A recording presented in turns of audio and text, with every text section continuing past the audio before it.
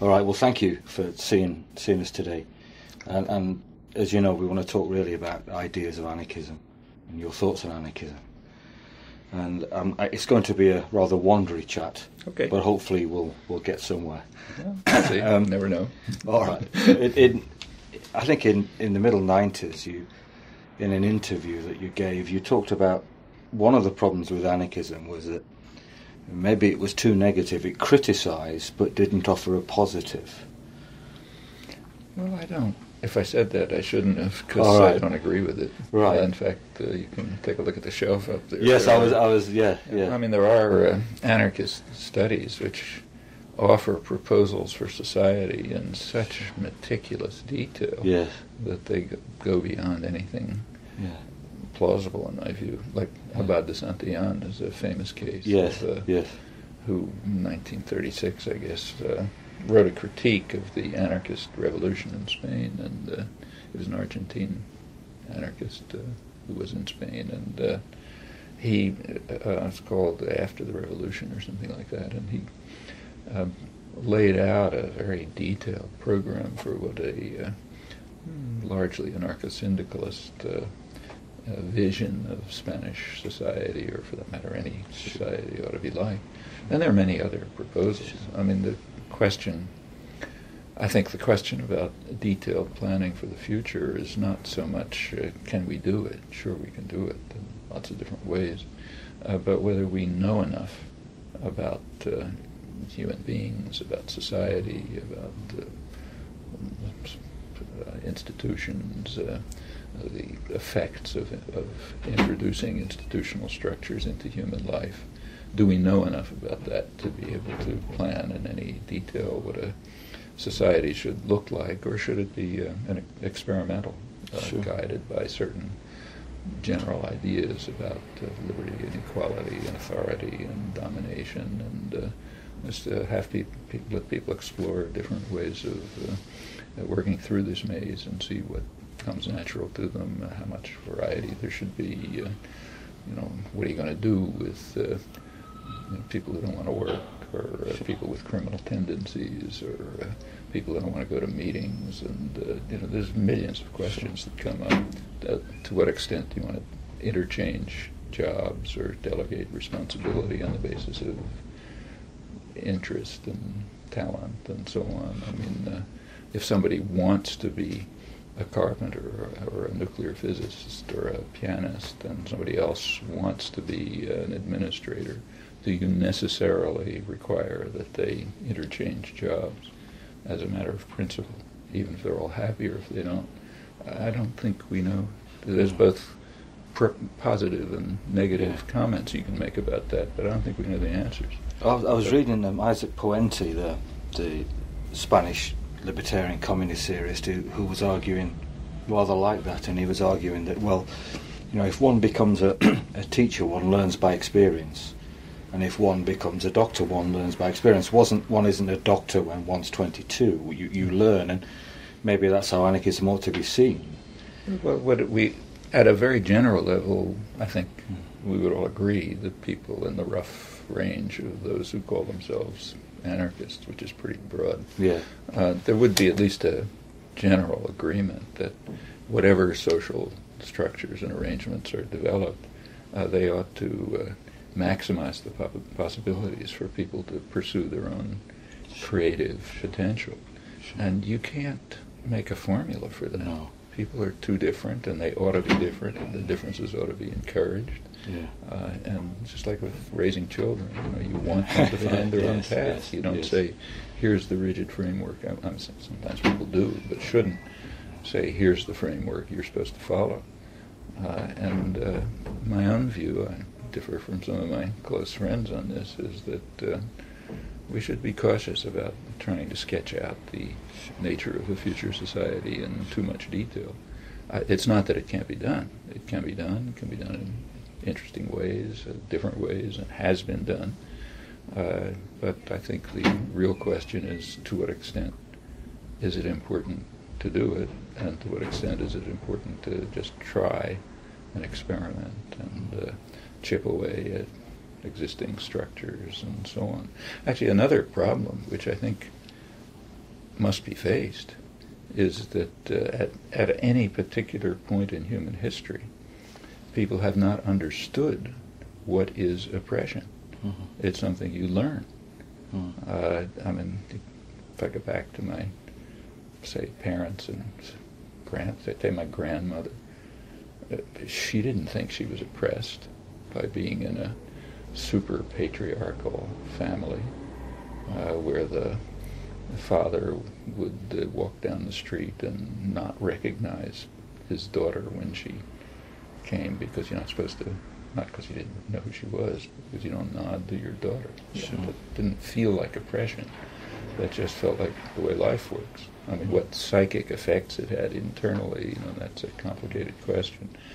But as anyone involved in any kind of activism knows, say the women's movement, I mean, one of the first tasks is to get people to understand that they're living under conditions of oppression and domination. Mm-hmm. It isn't obvious. No. And who knows what forms of oppression and domination we're just accepting without even noticing them. And at some further stage of self-enlightenment and communal understanding, we'll recognize those are things we have to deal with. And we can't plan for them if we don't know about them. Linked to that, then, Emma Goldman, as she grew older and feared for the fact that there may not be an immediate revolution, became very influenced by, I think, Gustav Landauer, who talked about that the state isn't just out there, it's inside us, that we have to become ourselves as free as we can be in capitalism. That in fact that she was always worried that there may be a chance that people won't be ready for revolution, and that there is a way of developing the politics of the personal, so maybe more people could be ready to experience that life that's possible. That's quite true. I mean, people, in fact, there are, the people who understand this the best are those who are carrying out the control and domination. I mean, in the more free societies like the United States and England, where popular struggles have won a lot of freedom over the years, and the state has limited capacity to coerce, it is very striking that it's precisely in those societies that elite groups, the business world, state managers and so on, recognized early on that they're going to have to develop massive methods of control of attitude and opinion, because you can't control people by force anymore. And therefore you have to modify their consciousness so they don't perceive that they are living under conditions of alienation, oppression, subordination, and so on. In fact, that's what, probably a couple of $1 trillion a year spent on this in the United States, very self-consciously. I mean, from the framing of television advertisements for 2-year-olds to what you taught in graduate school economics programs. It's designed to create a kind of a consciousness of subordination, and it's also intended specifically and pretty consciously to suppress normal human emotions. So normal human emotions are sympathy and solidarity. I mean, not just for people. I mean, for stranded dolphins. It's just a normal reaction of people. And if you go back to, say, the classical political economists, people like Adam Smith, this was just taken for granted as the core of human nature. Any society's got to deal with this. Well, one of the main concentrations of advertising and education is to drive that out of your mind. And it's very conscious. In fact, it's conscious in social policy right in front of our eyes today. So they take the effort to destroy Social Security. Well, what's the point of that? Well, the point there's a lot of scam about financial problems and this and that, which is all total nonsense. And of course they want, they'd like Wall Street to make a killing, but underlying it all, I think, is something much deeper. Social Security is based on a human emotion, a natural human emotion, which has to be driven out of people's minds, namely the emotion that you care about other people. You care. It's a social response, a community responsibility to care whether a disabled widow across town has enough food to eat, or whether a kid across the street can, go to school or something. And you have to get that out of people's heads. You have to make them say, look, you're a personal, rational wealth maximizer. If that disabled widow didn't prepare for her own future, it's her problem, not your problem. Yeah. It's not your fault that she doesn't have enough to eat, so why should you care? There is no such thing as society, as Margaret Thatcher said. Yeah, I mean, there's only you maximizing your own wealth and subordinating yourself to power and not thinking about anyone else. And that has an effect. You can see it in attitudes. Now, just get back to your point. The same is true of those who are trying to change society to more decent forms. Yes, you're going to have to deal with people's consciousness and awareness. And as I say, every organizer knows it. I mean, take the women's movement was a striking example. It begins with consciousness-raising groups, where people talk to each other and bring out elements of their lives that they may not perceive very clearly. And it's true across the board, in educational institutions and factories, everywhere else. And it's very striking to see how this has worked over the years. I mean, if you go back to the early days of the Industrial Revolution, say like right around here, Lowell and Lawrence, the places where the textile mills were being created and so on, among the people who were drawn into the early factories, young women from the farms, Irish artisans from the slums and so on, there was an extremely radical consciousness. Yeah. It was just natural. They didn't read Marx or anything like this. Never heard of European radicalism. Never heard of anarchism or anything else. It's just the natural assumption. It's in their. They had a very free press.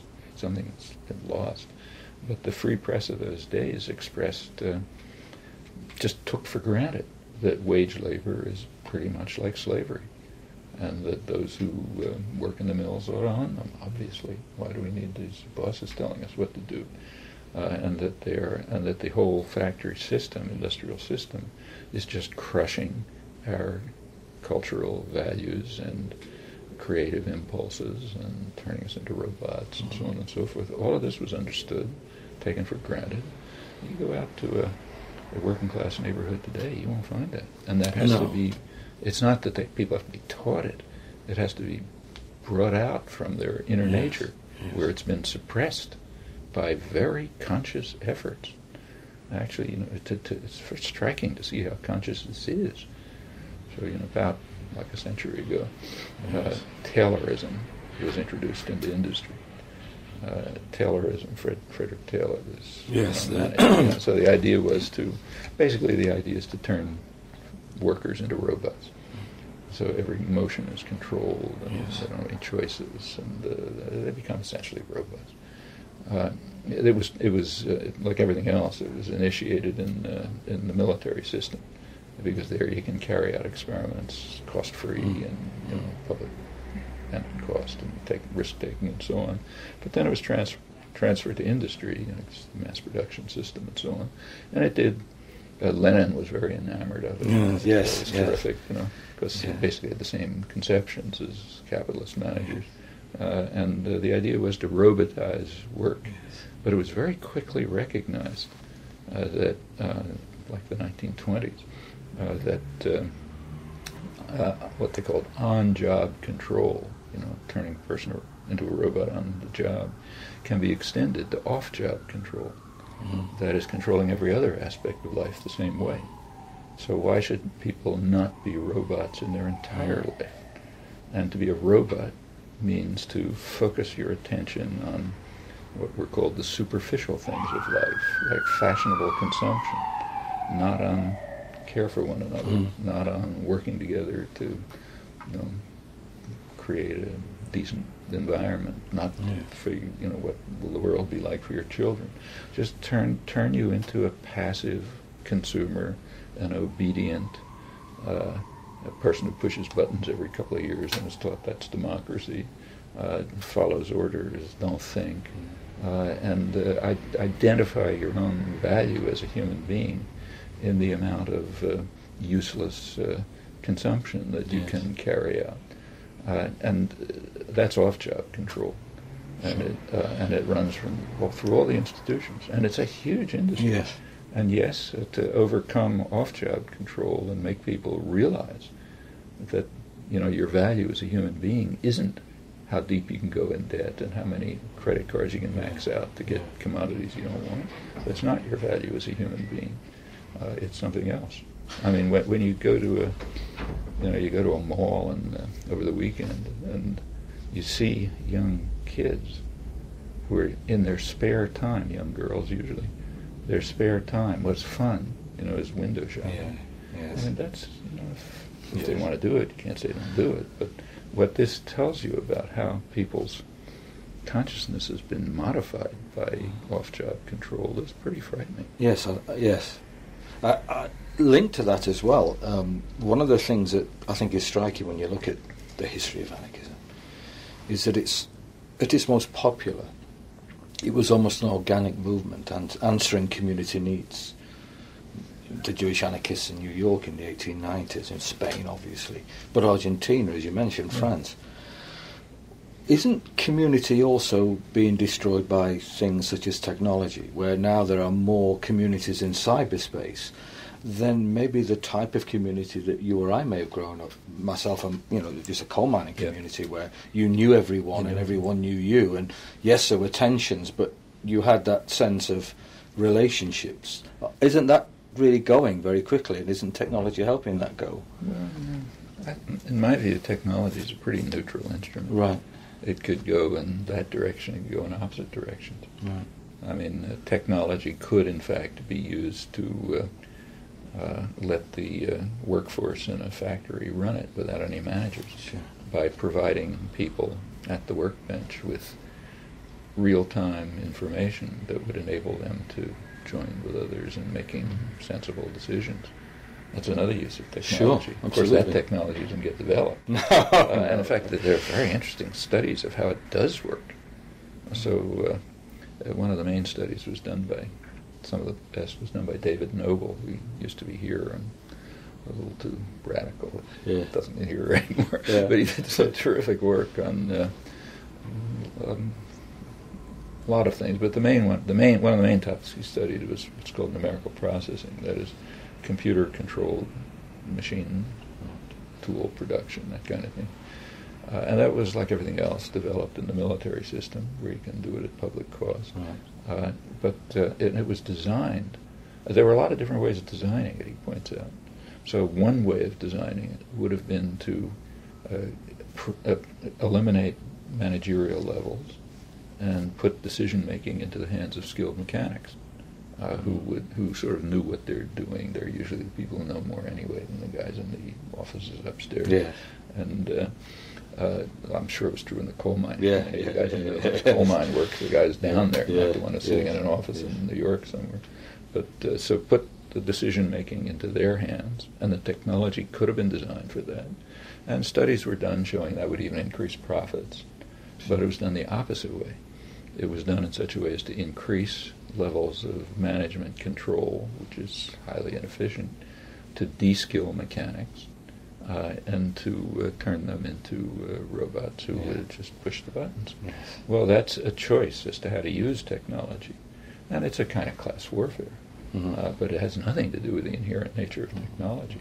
And I think the same is true here. Right. However, the point you make is an interesting one, and I don't know what's going to come of it, but it is true that there are virtual communities, which are very real. I mean, I would say that 95% of my close friends I've never seen. Yes. We just interact all the time on the internet. And, my age, I figure it's perfectly reasonable. But when I see my grandchildren do it, I don't like it much. I mean, I think they have to learn things about face-to-face communication. Well, just going, because, I mean, my son does instant messaging. And he instant messages with people whom, when he's at school, he can hardly talk to. Yeah.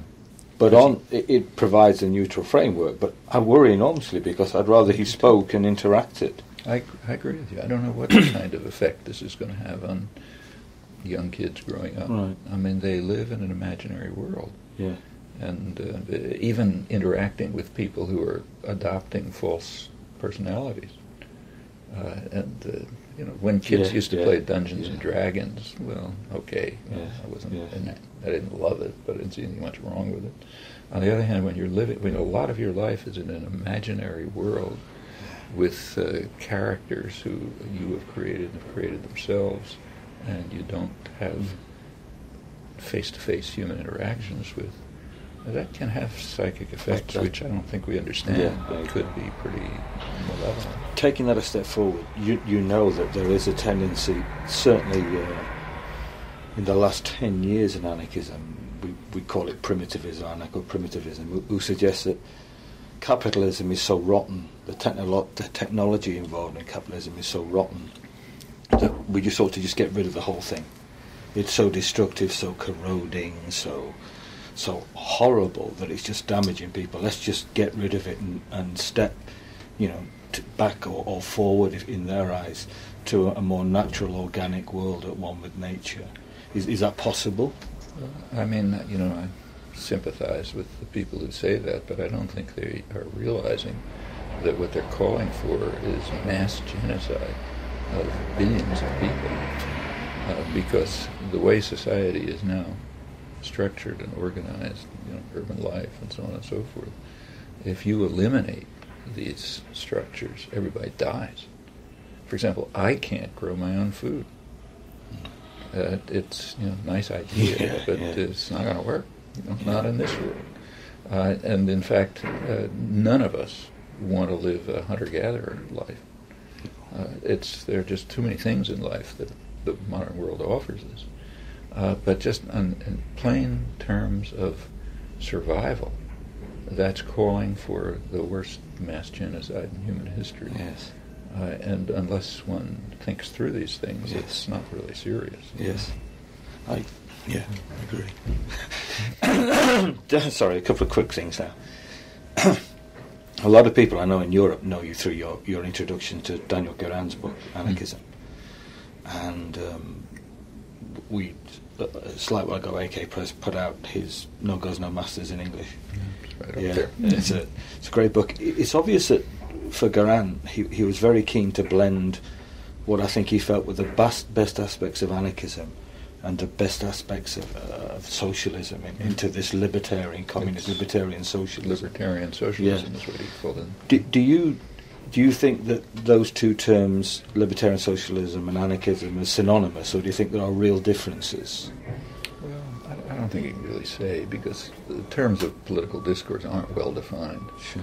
I mean, capitalism, trade, state, pick any one, they're pretty loose terms, which is okay. It doesn't make sense to try to define terms carefully when you don't have any explanatory theory to embed them in. But the fact is that we can't really answer the question. Anarchism covers too many things.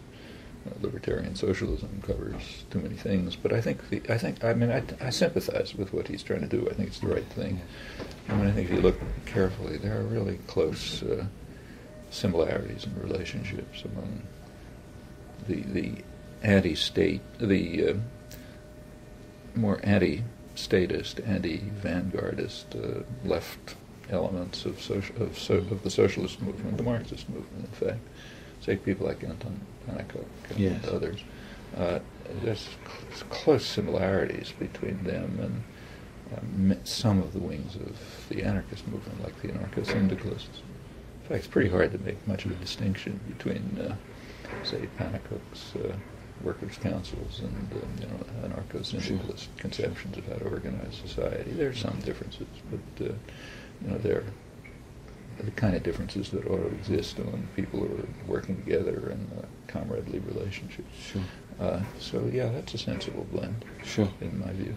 And the much sharper distinction is between all of these movements and the various forms of totalitarianism, like Bolshevism or corporate capitalism and so on. There you have a real break.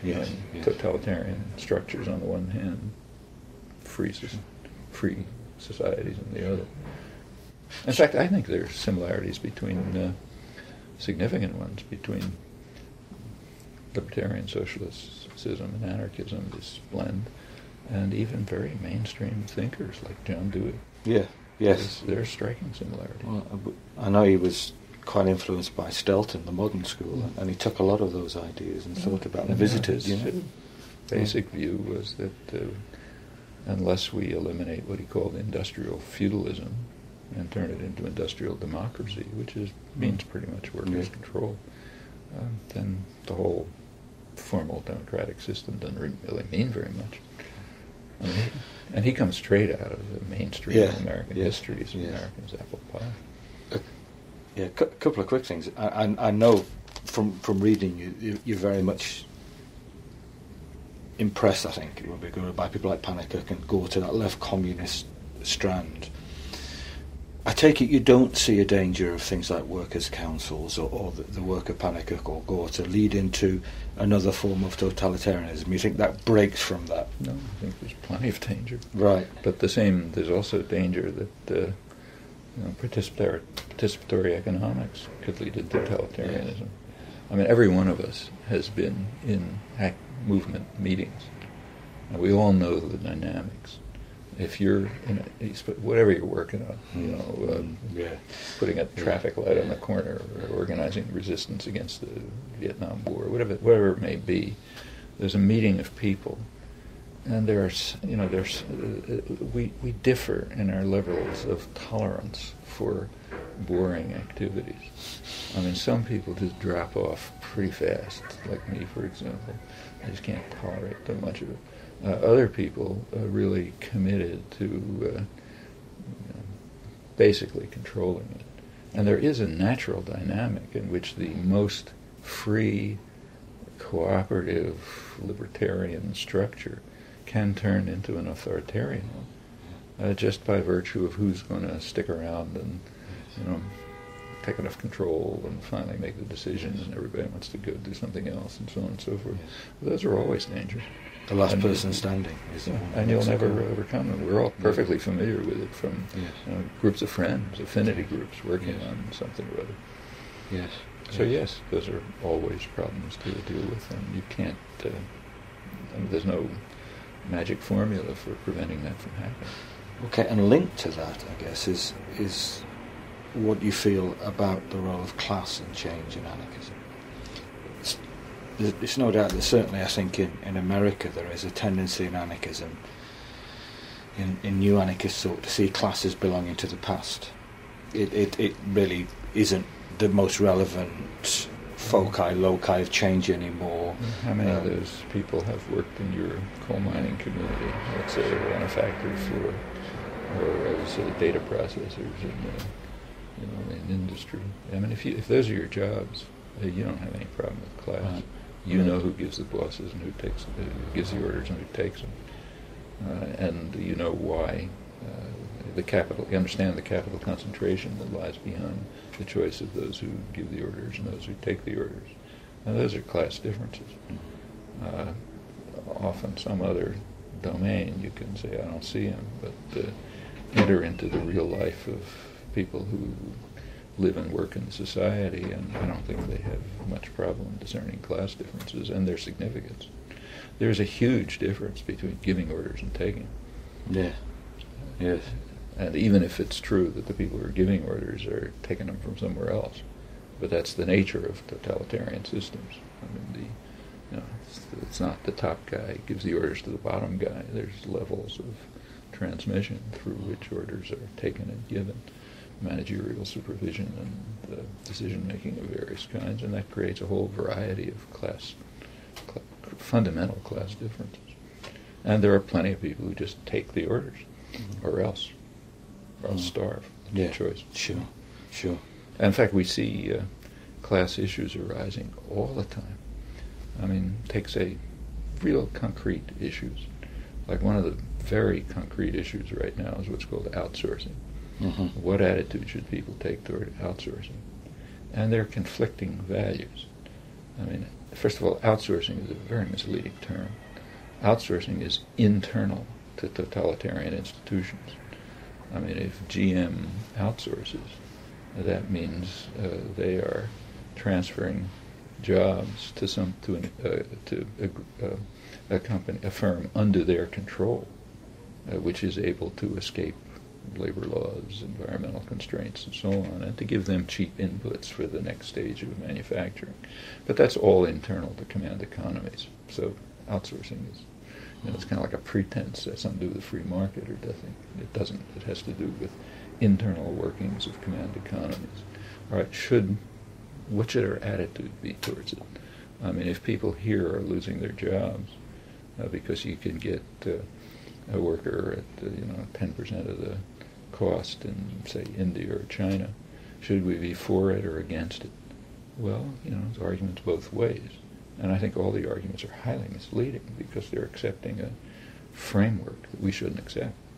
I mean, if you accept the framework that says totalitarian command economies have the right to make these decisions, and the wage levels and working conditions are fixed facts, and then we have to make choices within those assumptions, well, then you can make an argument that poor people here ought to lose their jobs to even poorer people somewhere else, because that increases, economic pie, and you go through the usual story. But why take those assumptions? Yeah. I mean, there's other ways of dealing with the problem. For example, rich people here, like people like me, for example, who are on the top few percent of the income ladder, we could cut back our luxurious lifestyles, pay proper taxes, all sorts of things, and I'm not even talking about Bill Gates. I mean, just people who are reasonably privileged. Instead of imposing the burden on the poor here, and say, well, you poor people have to give up your jobs because even poorer people need them over there, we could say, okay, we rich people will give up some small part of our ludicrous luxury and use it to raise living standards and working conditions elsewhere, and to let them have enough capital to develop their own economy by their own means, and then the issue won't arise. But it's much more convenient to say poor people here ought to pay the burden under the framework of command economy totalitarianism. That's the easy way. But if you think it through, it's certainly not the only way. No, it's not. No. And almost every social issue you think about, real one, live one, the ones right on the table, Sure. Has these properties. Right. We don't have to accept and shouldn't accept the framework of domination of thought and attitude that allows only certain choices to be made. And those choices almost invariably come down to how to put the burden on the poor. Yes. That's class warfare. Yes. You don't want to call it class, don't use the word, but it's class warfare, even by real nice people like us who think that it's good to help poor workers in China. Yeah. But within a framework of class warfare which preserves our own privilege and transfers the cost to the poor here. And these are Critical. Again, matters of raising consciousness among very decent people, our friends. Aye. Here's a more grim question, I guess. Voltaire de Cleyre, in the 1900s, in an essay, talks about the hope she has of a peaceful change into a better world, and talks about then the masters who are creating such a system that they're going to reap a horrible whirlwind. Now, are we still in a situation where a peaceful transition to a freer, better world is possible for us? Or can we not say, or is it unlikely as the years go on? Actually, nobody knows. Right. But my own subjective judgment, low credibility subjective judgment, is that the opportunities for peaceful change are considerably greater now than they have been in the past. Right. And the reason for that is that the repressive apparatus of state and corporate power has been reduced. You can't break up strikes with Pinkerton guards anymore. They won't get away with it. You can't send out the police to smash up working class self-run towns like Homestead, Pennsylvania, and the National Guard. You can't get away with that anymore. Well, all that makes a difference. I mean, enough victories have been won, Yes. so that repression has reduced. I mean, just take a look at this simple question of how many workers get killed in labor action. Yeah. Well, it used to be very high. Oh, yes. And it went up to the late 1930s. Yes. I can remember it as a kid, workers getting killed in labor actions by security guards, Pinkerton's, police, and the rest of it. That has stopped. Yes. Maybe occasionally it'll happen, but it's a substantial change. Certainly, when we look at the Emma Goldman papers, Yeah. we look at the New York Times, or we get students to look at the daily papers of the 1890s. I think every week there's an unnamed worker just being killed. I mean, I saw it as a kid. Yeah. In childhood memories of watching police wade into groups of women strikers outside a textile plant and just beating the shit out of them. Right. Well, I don't think you get away with it now. No.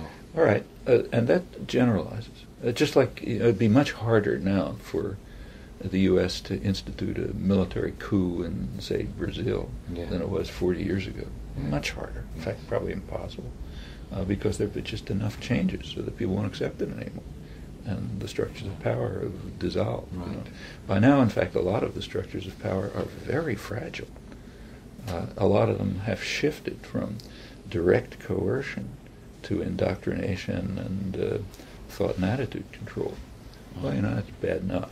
It's bad enough to have your kids bombarded with horrendous television, but it's a lot different than having them beaten over the head by police. Yes. Okay? Yes. And having torture chambers around and so on. So those changes mean that there are many more options for peaceful change. But it does make it more complex to fight back. Yeah, it makes it very complex because you have to fight out of... At least if there's a Pinkerton guard, you know who your enemy is. You know who your enemy is. And when it's your friendly executive in the soulful corporation who's really on the same side that you are, and so on and so forth, then it's harder. But it doesn't mean it's impossible. No. Just a couple of days ago, I happened to be giving I hope I'm not giving personal things away, but I happen to give a talk, which I do every year, to a terrific group of mostly young labor activists in a group at Harvard, which is run by a fantastic person, Elaine Bernard, who's a real dynamic, live wire, labor activist, feminist, terrific.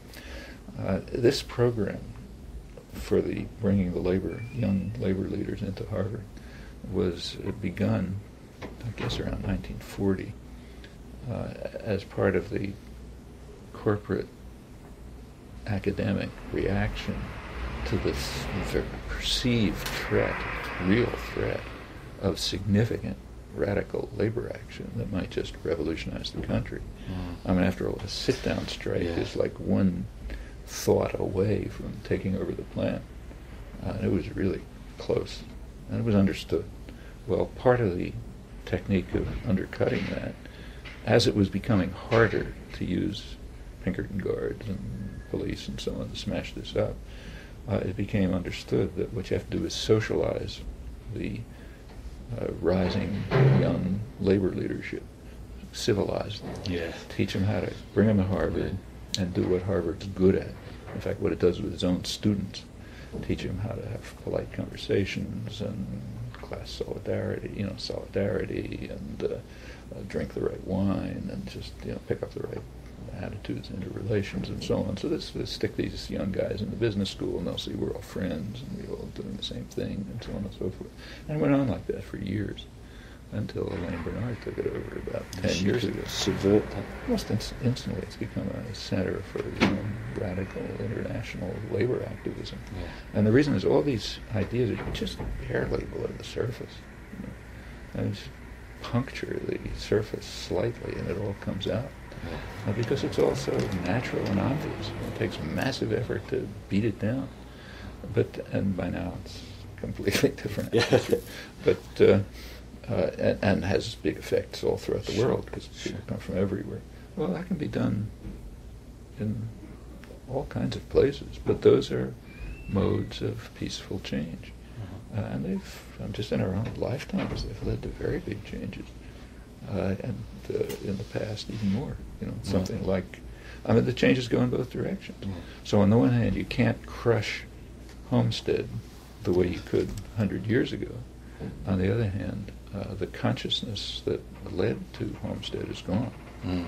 So it's not just progress, but rebuilding that consciousness is the kind of peaceful activity that can be carried out, and is in many respects a lot easier than fighting the National Guard. Yes. A final question, because I think we're running out of time. I've just been working on Berkman's book Now and Then, and just AK Press have just republished it, What is Anarchism? Reading his letters in the 20s when he's working on the book and he's finding it very difficult, one of the things that he's trying to come to grips with, I think, in the book is, well, why haven't people come to this idea? This idea, which to me is just common sense, is just what we were saying earlier, this natural instinct almost to solidarity and support. And I've seen Russia, I've seen totalitarianism in action. Why haven't anarchist ideas had a greater impact in the world? I think he's talking about. Now that's 80 years ago nearly. And the question we're also facing as people who at least believe, what is it, Emma Goldman says, anarchism is the only belief that shows men and women their true self, who they can be. We see that, we know that instinctively, yet it's still had such a minuscule impact. Is that true, or is it? I don't think it's true that it's had a minuscule impact. Right. I mean, a lot of the progressive social change of the past century, isn't anarchist. Like a progressive taxation isn't anarchist, Social Security isn't anarchist, but it's a reflection of attitudes and understanding, which, if they go a little bit further, do reflect anarchist commitment. And they are based on the idea that there really should be solidarity, sympathy, community, mutual support, mutual aid, and so on and so forth, and opportunities for creative action. And they're all based on these. They don't, they're subdued and channeled and modified, so they don't take real libertarian forms. But they're there, and they lead to social change. Why hasn't it gone further? Well, a large part of it is violence. So take, say, Berkman's experience in Russia. He entered into a violent totalitarian state. I mean, up until the Bolshevik takeover, the coup, revolution, whatever you want to call it, up until that, there were very significant popular libertarian, sometimes anarchist initiatives all over, running from peasant anarchism in the Ukraine to workers' councils, the Soviets, and so on and so forth. Well, they were simply smashed by force, by great violence. I mean, Lenin and Trotsky were totalitarian extremists, and they had a theory behind it. They were kind of dedicated Marxists who believed that a backward, primitive country like Russia can't go to socialism. The master's principles tell us that. And therefore we have to drive the country by force through the stages of essentially state capitalist development, and then ultimately something will happen. I mean, they weren't repeating the master accurately. This required suppression of many years of Marx's later work, which were literally suppressed when he was studying the peasant societies in Russia and so on and so forth. But that doesn't really matter. I mean, the point is they had a conception, they used it, they had the force. It wasn't easy, to destroy Makhno's movement or Kronstadt or to eliminate the Soviets and so on. It wasn't a trivial operation, but it was carried out. And Berkman saw it, and he saw a vicious totalitarian society arising very much the way anarchists had predicted. Yes. I mean, Bakunin spelled it all out. Yes. In fact, even Trotsky in his early work before he joined it said what was going to happen, as did Rosa Luxemburg and others. But it happened. And that's their variant. Our variant was different. Berkman was writing right after Wilson's Red Scare, which made the Patriot Act look like a Tea Party. It was a violent repression run by the progressives, Woodrow Wilson and others, and not just affecting anarchists, not just Emma Goldman, who was kicked out, but even people pretty much in the mainstream, yes. like Eugene Debs, leading labor figure. Wilson was completely vindictive. Tossed him into jail because he raised some questions about the nobility of Wilson's war and refused even to grant him an amnesty when everyone else was granted an amnesty. This was real vindictive. And it really crushed independent thought, crushed labor, had a big effect. So it was violence. Alongside the violence, there is the rise of massive propaganda. That's the rise of the public relations industry, to try to control attitudes and beliefs. But quite apart from that, there's something quite simple. There are disciplinary effects to the way life is organized. Take, say, students today. Students today have are more, in some ways, in a lot of ways they're freer than they were 60 years ago, their attitudes and commitments and so on. On the other hand, they're more disciplined. Yes. They're disciplined by debt. Yes, yes. Part of the reason for arranging education so you come out with a heavy debt is so you're disciplined.